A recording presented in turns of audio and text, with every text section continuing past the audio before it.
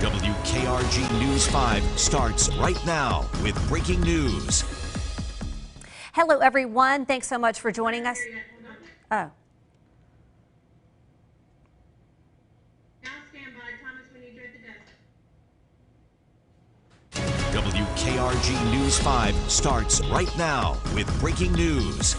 Hello, everyone. Thanks so much for joining us for WKRG News 5 at noon. I'm Devin Walsh. You are taking a live look at a big number on your screen. It says 3.8. That is the magnitude of an earthquake that struck near the Florida-Alabama state line about an hour ago, right near Pollard, Alabama. Yeah, so about 1 kilometer west-southwest of Pollard, Alabama, so right along the Florida and Alabama state line, but the earthquake was felt well outside of where the epicenter was, and that's because of the nature of how strong the earthquake was, even though it's not technically a strong earthquake. Right, and as you were taking a look at the right side of your screen, that is a live picture from a seismograph at the University of South Alabama's Geology Department where it detected that particular earthquake. We are receiving comments from people on social media and calls to our newsroom saying their homes have been shaking, their floors have moved, pictures have fallen off the wall. A lot of people in our area from Daphne all the way to Flomaton felt this earthquake. Yeah, and it wasn't just a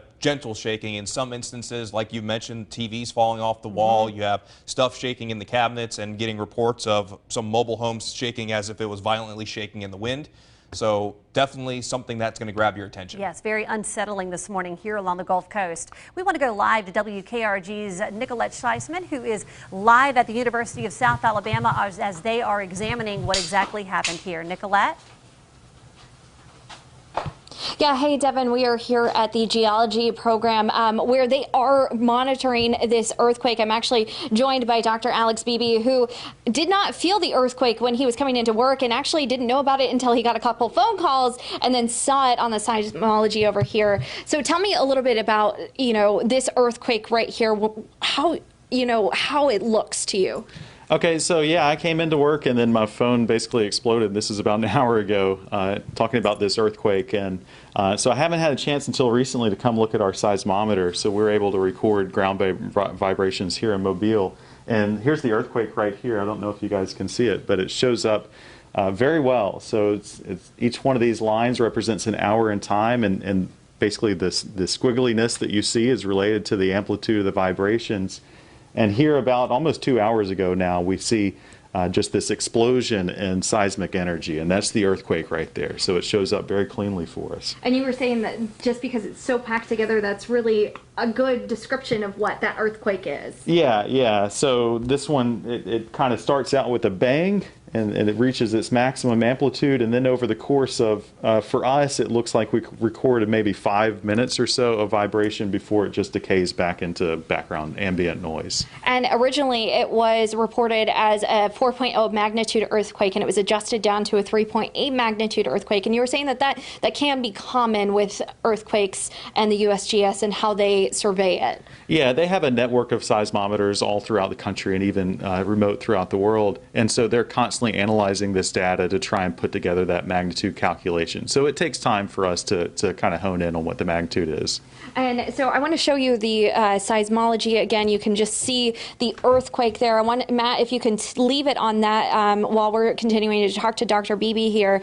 And you were also saying that, this probably was felt a lot of places, and you said you've heard reports of Baldwin County. Can you kind of explain for the people that are joining us on WKRG News 5 at noon why they would feel things like that all the way in Baldwin County when this happened at the Alabama-Florida state line, basically? So a magnitude 3 earthquake is kind of on the threshold of where you may be able to feel it if you're close to the earthquake. And then as we go up to magnitude 4, say, that's about 10 times as much shaking. So it's going to have a much broader impact, in other words. So 4 or 3.8, that's enough for most people to feel it, and especially if you're in a quiet area where you don't have a lot of foot traffic, you don't have a lot of cars driving back and forth outside, then you have a pretty good chance of feeling this, maybe several miles away.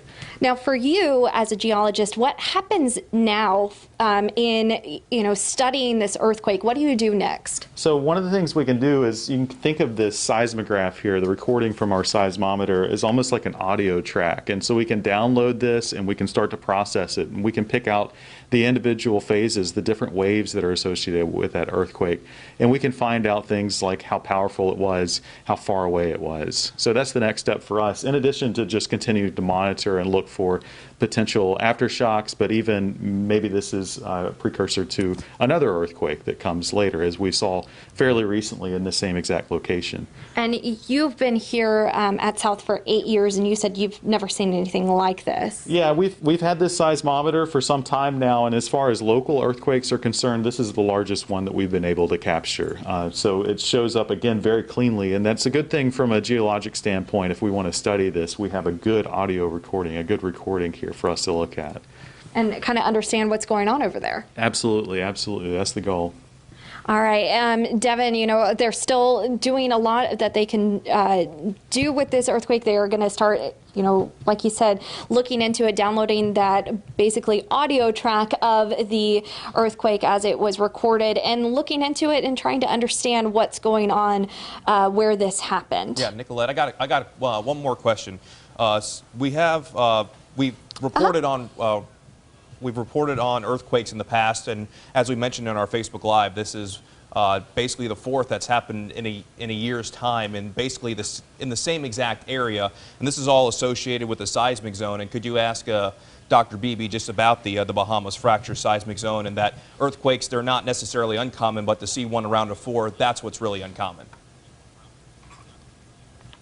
So what they wanted to ask you was, you know, that it's not entirely uncommon to see earthquakes in that area, but it's the magnitude that we saw this one at that is uncommon. Can you kind of speak to that? Yeah, this is not the strongest earthquake that we've seen in that particular area. If I'm not mistaken, we've seen a high 4 there before, and I think that was around the late 90s or so.